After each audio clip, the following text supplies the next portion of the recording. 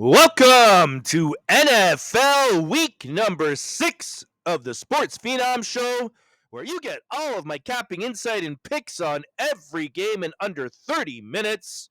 No boring gibberish, only the main points that need to be said, and no commercials, just the way we like it. I am the owner of SportsBettingPhenoms.com, better known as the Phenom, World Series of Handicapping champion. I run the only site on the planet where all of our cappers had to go through a rigorous qualifying process, all of which did so with at least a 60% record and unprecedented units of profits, max lines of minus 150, different tier levels based on each capper's performance, where all results are fully documented from day one. And all of our packages, by the way, are 100% guaranteed to profit. No one else offers what we do at more than fair prices and results you simply can't find anywhere else. Let's start off with a quick recap of last week's selections. My Money 5 plays finished 2-2-1. 2 wins, 2 losses, 1 push. My only 2 Money 5 losses in the last 2 weeks, by the way. The first one was on the Jets last week.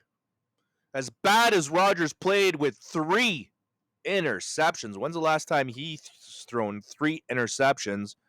The Jets D did keep them in the game as I expected them to, and they still not only had a chance to cover the spread, but more so win outright at the end. But obviously that didn't happen. The last drive ended up with an interception. I think it was around the 5-yard line. So we were a bit unlucky there. If Rodgers even just had a half-decent game, I think we definitely would have easily covered the spread. More than likely, they would have won the game outright. So, fair to say that we deserve some better fate in that game. The only other loss I've had now in the last 2 weeks came on that Monday nighter with the New Orleans Saints. Now, the thing with this one, I hyped this game up, if you remember, on last week's recording as the big underdog shocker of the week. But it never fairly came to fruition because of the Hill injury. When I released last week's recording, my entire write-up and analysis was based on that Hill playing, if you remember. I was saying how the combination of Hill and Kamara would be a knuckleball thrown at KC, unlike the easy fastballs they've had thrown at them in the previous games to start the season. So this was an important factor, again, that didn't come to fruition. That was huge. So yet again, the rabbit in the hat, better known as the Kansas City Chiefs, catch a break and fuck the whole game. So if it wasn't bad enough, KC, who already had the refs in league in their back pocket, but they also catch every friggin' break, don't they? Every break you can think of. It just seems that way. It really pisses me off, in all honesty. Nothing more I hate in the NFL than the unfairness some teams, like specifically the Kansas City Chiefs, are privileged to.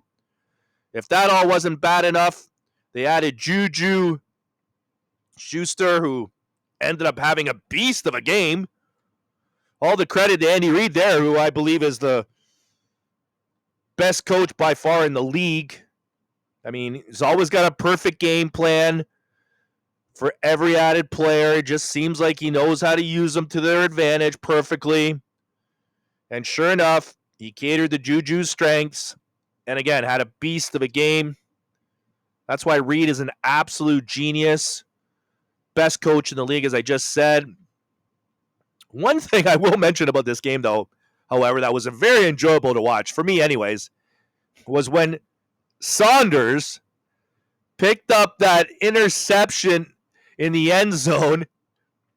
And for those of you that don't know, Saunders' brother is coincidentally a backup dancer for Taylor Swift, Kelchi's girlfriend, of course.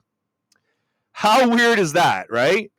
And then watching him make that return, it's not like he just went down in the end zone. He decided, no, I want to run. Chug-a-lug-a-lug, you tugboat. Almost for a full pick six. I got to give it to him. I got to hand it to him. Not only was that hilarious to watch, but probably one of the most enjoyable plays I've seen all season. Good for him, not just falling down in the end zone, but instead giving us all a show. I actually thought that might end up working in our favor and would allow New Orleans to get back in the game, but it just wasn't meant to be. The gambling gods once again on the Chiefs' side, and if I can add, what's with all the Troy Aikman kissing ass of the Chiefs? Honestly, I'm getting sick of it. His commentary is so biased. I mean, just shut the fuck up, Aikman. I mean, I'm not tuning in to listen to your biased ass talk about the Kansas City Chiefs and how they should get this call or that call. Are you kidding me? And you're not talking about the calls that aren't being called for the other teams. I mean, nobody wants to listen to your bandwagon banter commentary. Like we don't have enough of it all over the league already. You know what we need? We need a guy in the booth telling it how it is. Calling out these motherfucking butt-licking refs who are collecting their bonus handouts game in and game out on these Chief games. The league obviously paying them handsomely for the ridiculous calls and especially non-calls. I mean, what the fuck was that no call? The clear pass interference on New Orleans' last drive when Meyer came in. The receiver was tackled at least 2 to 3 seconds before the ball even got there, and yet nothing. Absolutely friggin' nothing. You got to be kidding me. I mean, it's not like they were going to come back and win the game anyways, and they still don't even make that call. I mean, it's just, do they not realize how obvious it is? It's so blatant. My grandmother, who's nearly clinically blind, could have seen it. Would have seen it. Put me in the fucking booth, and I'll tell you how it really is. Fucking kiss-ass Troy Aikman. Put Greg Olsen in there. He's the best NFL co-anchor out there, and a fair one at that. Anyways, my apologies for the extended vent there. Just think there's more of us that should be pointing things out like this that are so obvious versus kissing the Chiefs' ass week in and week out. I mean, let's face it, everyone else is.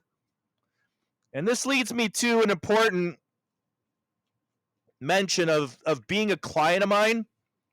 If you are, you nailed all of my best bets this week, okay? Reason is, come Sunday morning, when I release my plays, there's some changes. Things happen in between this recording earlier in the week and Sunday when it's time to give my last official selections.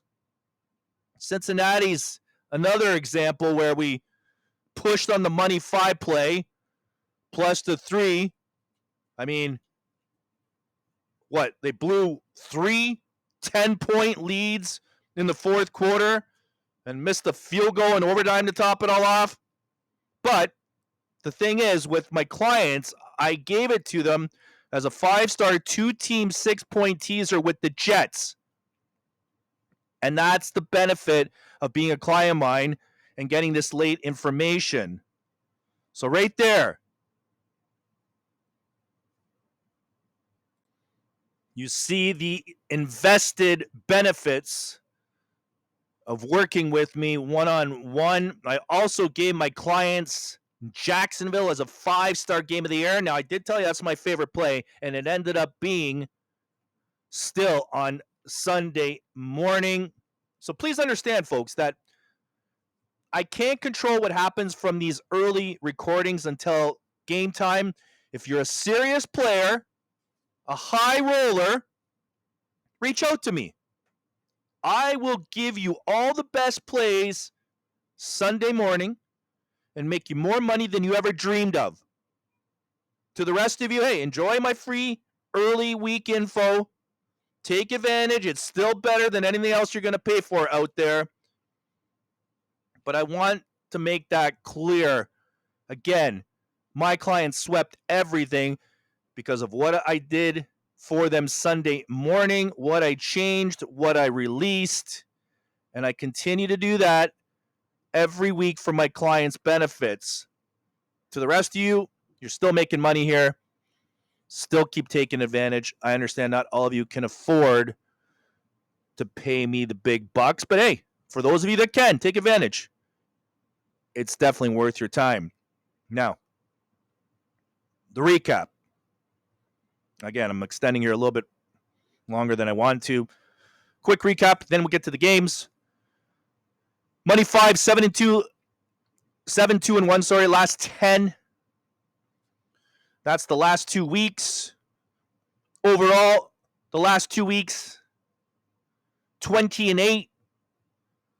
And all of the plays I've given you here in the first 5 weeks, 68 and 36.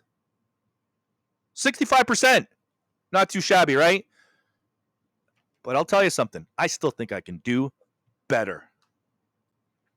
Call me a passionate perfectionist, just the way I am. I'm already proving to you why I'm the best in the biz in the NFL, why I won the World Series of Handicapping Championship in the NFL, and I will prove to you for the rest of the year why there's nobody even that can come close. Now, also before I get to this week's picks, I want to give a shout out to those of you that are currently competing in my latest 100 play handicapping challenge on Twitter at sports_phenoms. Honorable mentions to our top challenger at Donalds27399. Again, that's at Donalds27399, who finished on top of the board after the first week, going a solid 12-2. Excellent results, my man, if you're listening. No doubt about that, 12-2. You can follow him and the rest of the challengers' plays on my Twitter profile. Make sure to give them a like and follow. Again, on my sports Twitter account at sports_phenoms. Also, one more quick shout out to my graphics artist who's been helping me get through this new venture here on the YouTube channel, getting my animation and videos and graphics done. She is amazing. You need any of that done, website work, anything to do with website design, graphics, all that type of thing, reach out to her. She's on Twitter at MEILANIDESIGNNZ. Let me repeat that. It's Milani Designs at MEILANIDESIGNZ. She does it all. Quality at a very reasonable price. Take advantage. Now, it's time to get things rolling for week number 6, and we started all off with the Thursday nighter, San Francisco and Seattle. And right off the bat, this is my first of 5 Money 5 selections. And this one was very clear to me. Right after the game's finished on Sunday, I saw the opening line of this game, and there's only one way to go here. You have a pissed-off San Francisco team coming off that outright shocker upset of the Arizona Cardinals, a play that I gave you as part of my Money 5 best bets last week, against the Seattle team now that has come back down to earth, losing their last 2 games against the Giants, who suck, and Detroit, which at the time hadn't really fully hit on all cylinders. They might not even be there even yet, more or less back then when they played each other. And this all coming off the Seattle Seahawks 3-0 start. Let's not forget against the Broncos team playing their first game of the season on the road with a rookie quarterback. Then a Patriots team who sucks. Sucks so bad they just benched their starting quarterback in Brissett. And a Dolphins team without Tua. And I just don't see San Francisco losing 4 of 5. So the right play here is San Francisco. The money's brought this down to 3, and that's great. I love it. I'll take it. Lay the 3 with the 49ers. They have a big bounce back game here in this spot. Nationally televised game. They're not going to want to embarrass themselves. They're going to want to rebound, and they're surely not going to allow themselves to lose 4 out of 5. Take San Francisco. Lay the 3. That's my first of 5. Money 5 selections. Next game. We have another Sunday morning UK special. This time between Jacksonville and the Chicago Bears. Okay, so here's the thing with this game. First off, I love playing on teams that get off to a shit start like the Jags did, losing their first 4 games. And looking at those first 4 games, I believe they could have and probably should have won at least 2 of them. And then they finally right the ship last week against Indianapolis, which, by the way, which is another Money 5 winner I gave you last week. I even told you it was my favorite play of week 5. A play so strong, I gave it to my members as a 5-star game of the year, as I mentioned to you earlier in the recording. And now they carry this momentum into this week's game in England, where it's like a home game for Jacksonville. Let's not forget, they've been playing there how many straight years now in a row. So it's their home, away from home. They're used to the trip. They're used to everything that goes on down there. They're used to the time change. They've done it so many times. Again, they're home, away from home. And now you have a Chicago team off a big home win making this trip for the first time. Not to mention with a rookie quarterback in Caleb Williams, who still hasn't won away from home. And I expect that to continue here in this one. I know I've been saying Caleb's not ready to win any away games just yet. I know a lot of you Chicago Bear fans are probably thinking, come on, he's going to win an away game. Yeah, he will. And I'll tell you when that's going to happen. But this isn't the time. This isn't the place again. I'll let you know when. This is the spot to take Jacksonville. We're getting points. Are you kidding me? The wrong team's favored. This is a home game again for Jacksonville, I'm telling you. It's the home away from home. Jacksonville ready to ship. Big momentum coming into this game.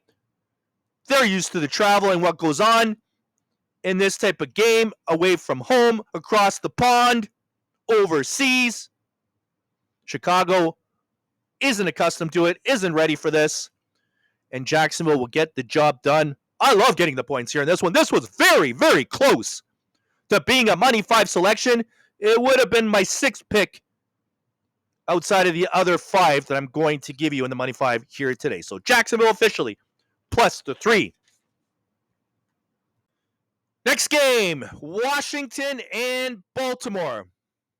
I see a lot of money coming in on Washington for this one, and I get it. Washington has been the surprise of the season, absolutely no doubt about it, mainly because of Jaden Williams, or maybe not even mainly, maybe just all because of Jaden Williams. I'm sure we can all agree on that. The kid has been an absolute stud, already beating the likes of Cincinnati in Cincinnati and Arizona in Arizona.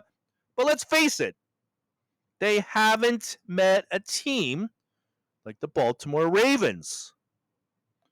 My only concern about Baltimore here in this spot is, I don't know, are they going to have a little bit of a letdown? I mean, they're coming off 3 big games against quality opponents in Dallas. That's where they righted the ship, had that big win. Then they took care of Buffalo, who was off to a flying start, 3-1 heading into that game. And last week, somehow, some way, they pulled off the miracle and were able to beat Cincinnati. But those are 3 big games. So that leaves me a bit leery of this line. Almost a full touchdown here. And let's not forget, it's been a year of the Dogs, hasn't it? I think especially +5 or more, those teams are something like 20-5, which is just crazy. 80%. I mean, I can't remember the last time in the history of the NFL that's happened in the first 25 games of those spreads. So that's something we have to still consider here too until things start changing. And it will change. This is a soap opera and the nature of the NFL, like I've been telling you week after week. But I'm still left conflicted on this one. My main lean would be to take Baltimore on a 6-point tease and match it up with another team like maybe the Jags, who I just finished talking about. You can move them up to +8.5 or 9, depending on what line you're getting there. Jets also another option on Monday night. I'll get to that one in a bit. I also have a slight lean to the over in this one, so smart money is to put Baltimore in a teaser on this one and a lean towards the over. Next game, Houston and New England. So word has it, Brissett is done. And I'm not just talking benched. I'm talking maybe done with the New England Patriots. That's the inside info I have that came my way just a day or two ago. So that wouldn't be a surprise. I mean, I said over the last few weeks who I thought would end up being quarterbacks that probably are going to be benched.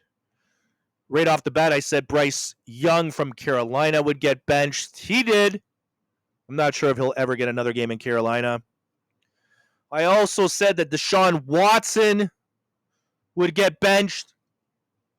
A little bit surprised that hasn't happened yet, but then again, they are paying him the fraudulent big money, so it's understandable. They don't want to embarrass themselves by benching him when they're paying him that kind of money.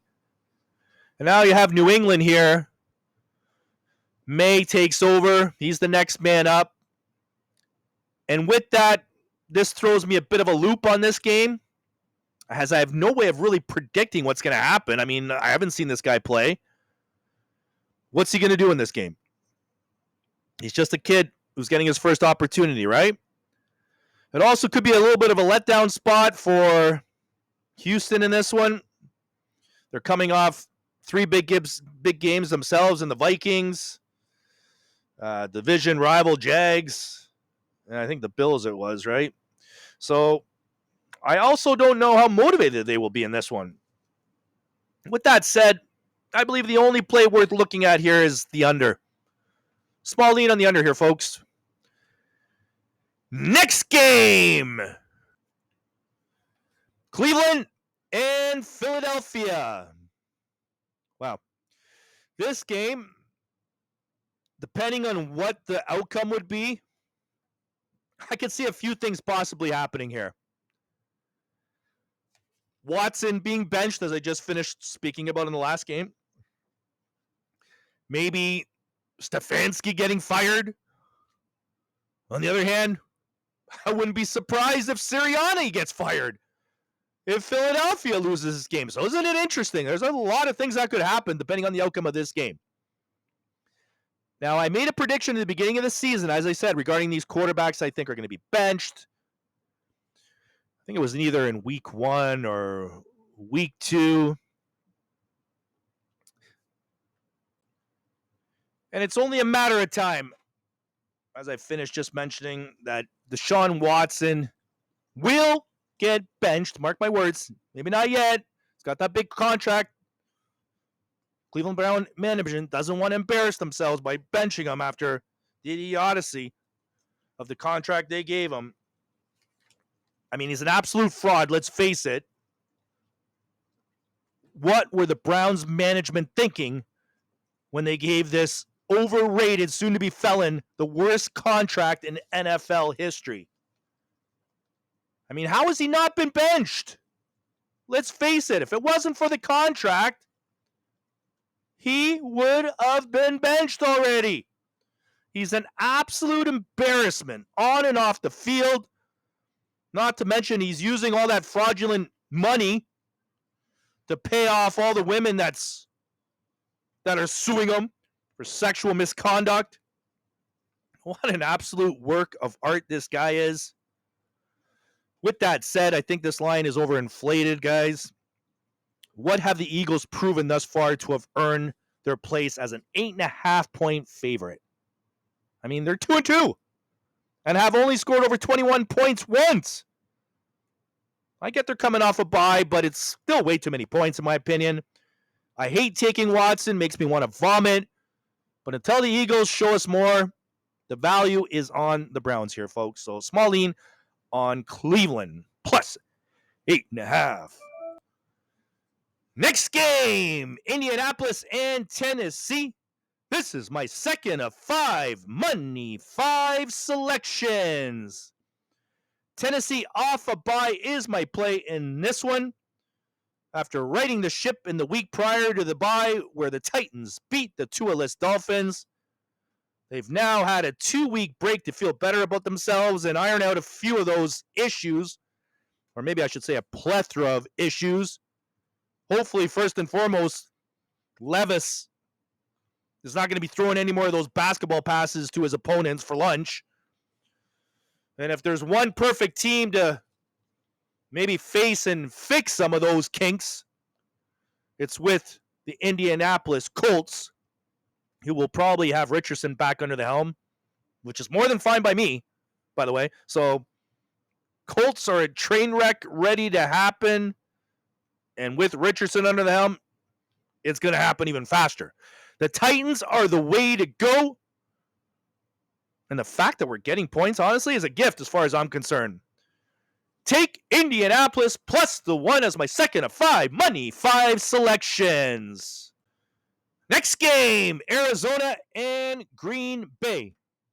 Well, Love finally got his first win of the season after going 0-2 in his first 2 starts. While the Cardinals are coming off that huge come-from-behind win against the 49ers. That was a play, of course, that I gave you as part of my Money 5 from last week. But I'm a bit conflicted on this one, to be honest with you. If the Cardinals play like they did last week, then they can definitely keep this one close. But will they?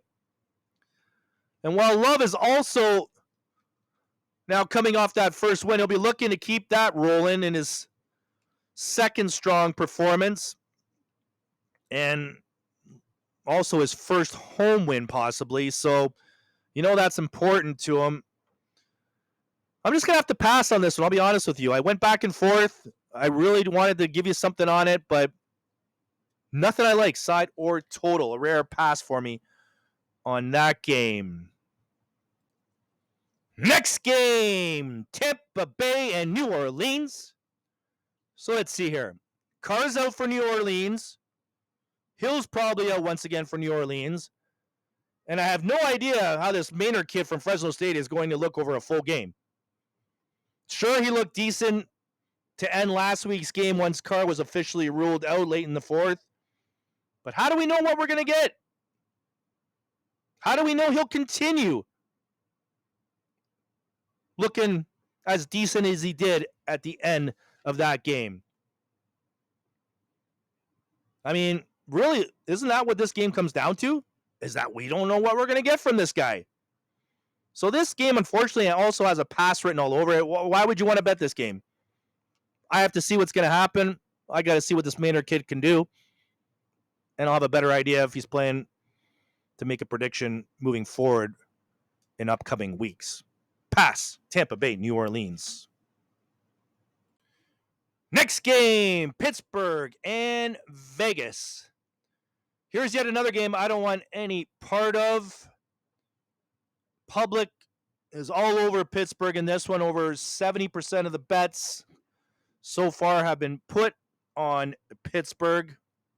And you know that I usually tend to go the other way as long as I can find value on the other side because of that. But there's no way I'm taking the crap Vegas Raiders in this game. I mean, take a deeper look. You got Pittsburgh, who's now coming off 2 straight losses after their surprising 3-0 start. They've lost now to the shit Colts and an average Cowboys team before that. I also believe that Russell Wilson is probably one more loss away from getting the starting position. That's inevitable. That's going to happen. So, will it happen here after this game? I think Pittsburgh wants it to happen in a way to give them reason. But again, they're playing Vegas, who's an absolute train wreck.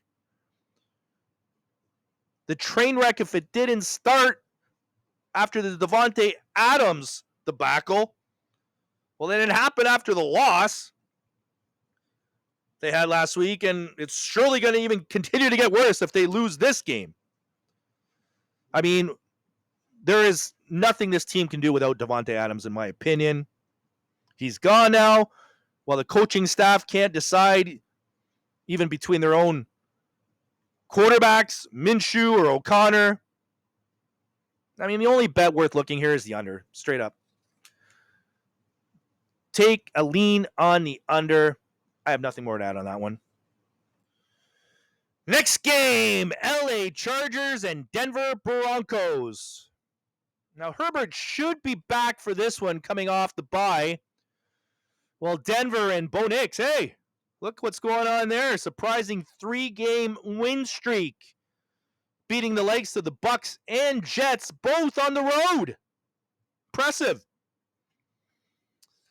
When I look at this one, though, it's a tough one. But I believe the Chargers will get the job done.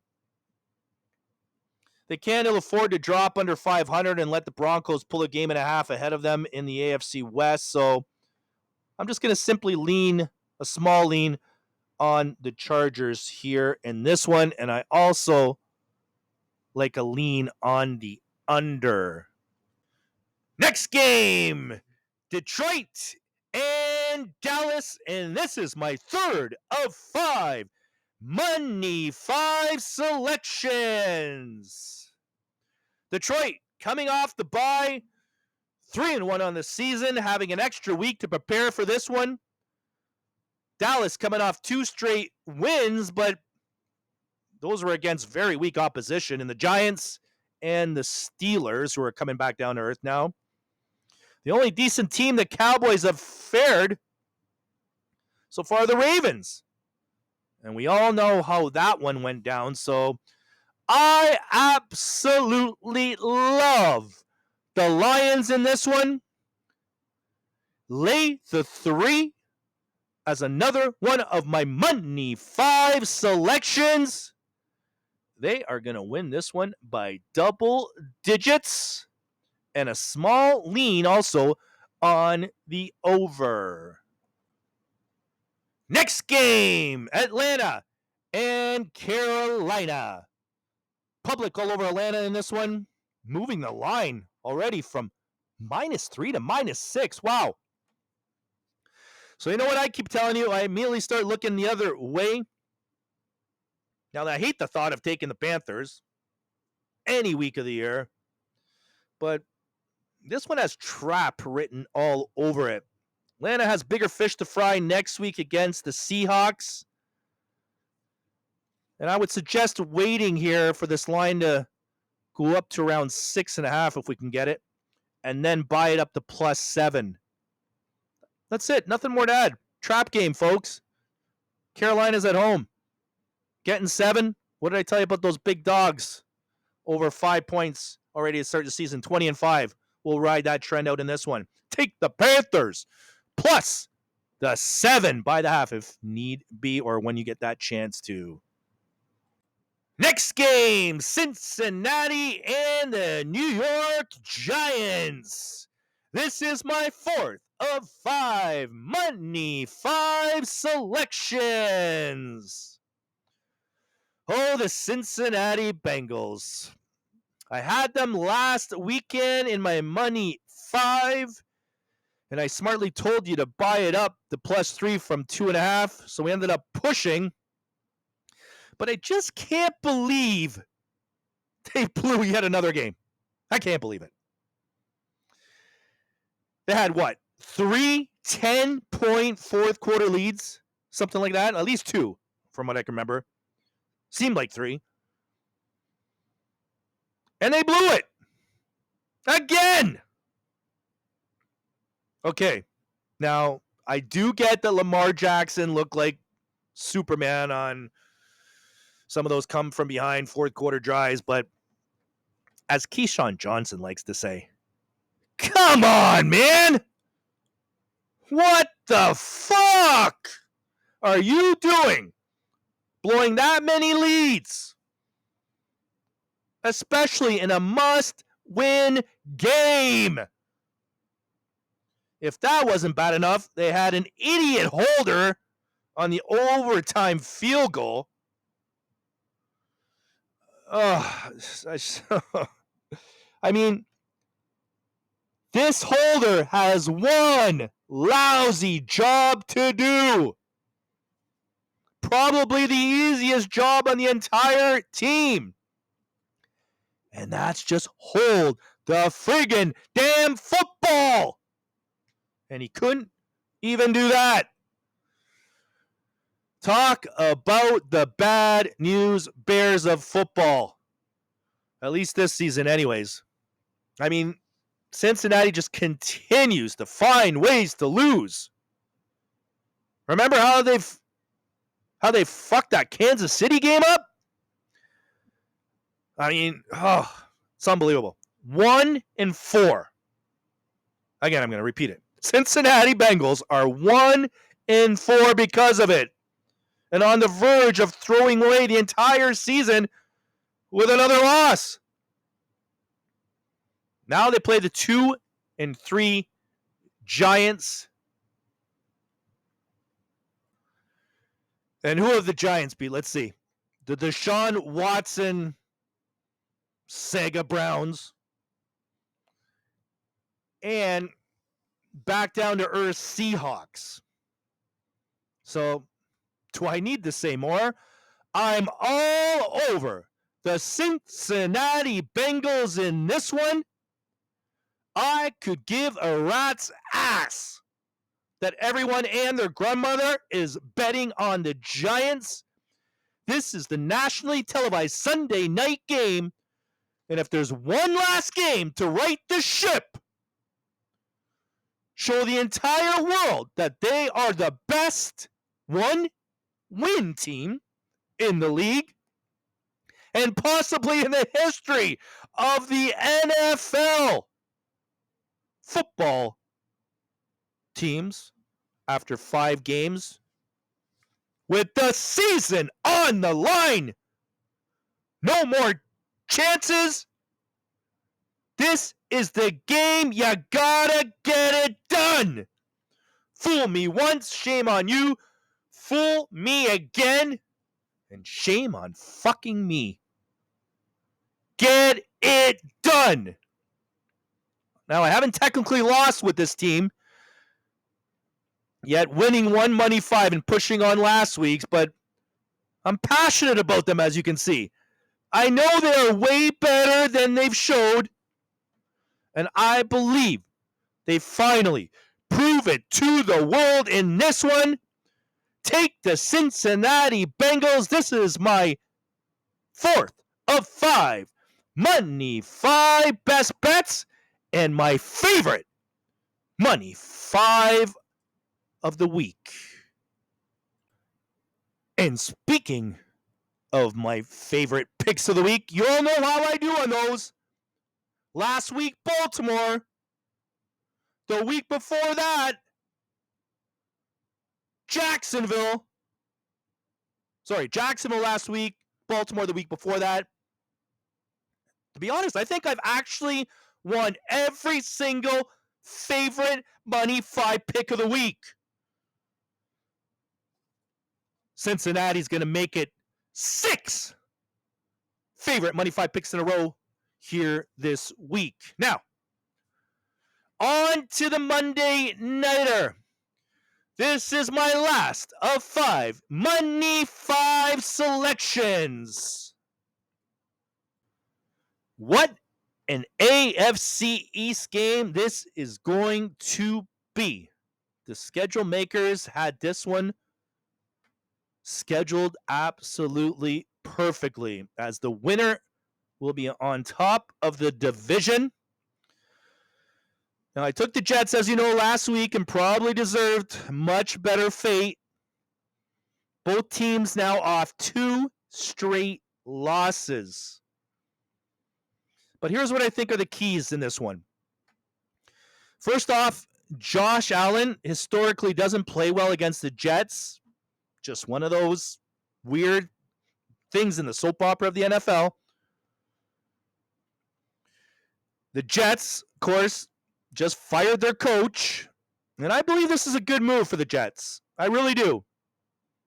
And if you don't think that Rodgers had a say in this, you are absolutely crazy. And by the way, for those of you that are worried about his sprained ankle, well, let me just tell you this. Yes, he's older. And yes, he's lost a step. There's absolutely no doubt about it. And yes, if I can add, he doesn't have the kind of wide receiver options he used to. But you know what? Don't for 1 second fall for all the dramatics. This is the number 1 drama queen of the NFL. I tell you here every week, like I said, what is the soap opera of the NFL? Well, this guy is a soap opera in itself. He loves when people are talking about him, counting him out. He loves especially when his coaches get fired. He loves the power, folks. He loves the attention. And he loves to put on a show. It's all about him. You know, oh, and I'm so old and I'm hurt. But I'm going to come out and show you all why I am the Iron Man.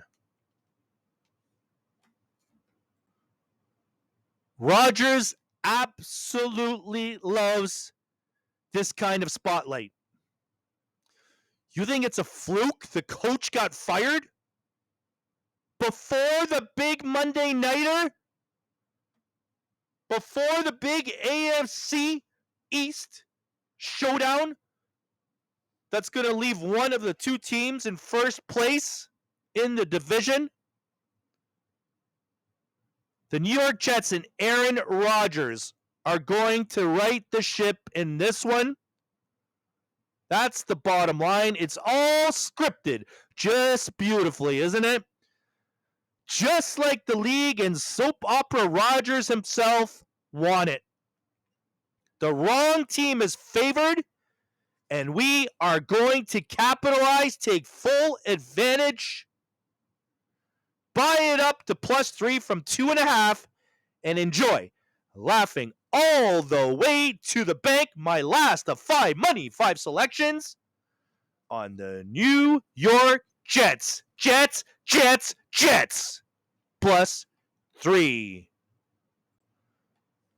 Now, I do want to apologize for the length of the recording here today. I went on a little bit. I was venting and complaining about those Kansas City Chiefs, but I had to let it off my chest. Most of the recordings are going to be less than 30 minutes, and expect that again come next week. But now let's get to my final 5 recap. My Money 5 selections for week number 6. San Francisco -3. Tennessee +1. Cincinnati -3. Detroit Lions -3. And New York Jets +3. Cincinnati being my favorite of the 5. That'll do it for week number 6. I am the Phenom, wishing you all an amazing week ahead.